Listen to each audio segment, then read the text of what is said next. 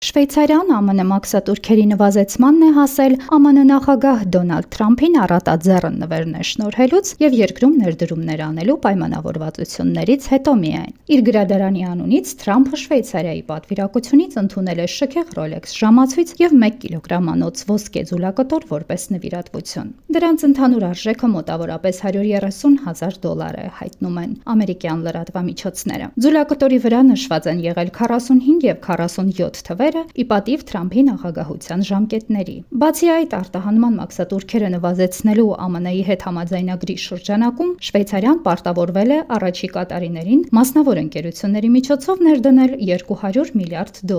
ԱՄՆ տնտեսությունում։ Օգոստոսին Շվեյցարիայի նախագահի հետ զրույցը Թրամփին չէր համոզել վերացնել բարձր մաքսատուրքերը, սակայն երբ բանակցությունները մտան փակուղի, երկիրը գործարարներ ուղարկեց Սպիտակ տուն, որոնց հետ քննարկումներից հետո նախագահը մաքսատուրքերը 39%-ից նվազեցրեց մինչև 15%։ Նոյեմբերի 4-ին Վաշինգտոն այցելած պատվիրակության կազմում էին այնպիսի ընկերությունների ղեկավարներ, ինչպիսիք են Mediterranean Shipping Company, Partners Group ներդրումային ընկերությունը, Mercuria նավթի և գազի առևտրով զբաղվող ընկերությունը, Rolex շքեղ ժամացույցներ արտադրող ընկերությունը, MKS PEM թանկարժեք մետաղների ընկերությունը և Richemont շքեղ ապրանքանիշերի տունը։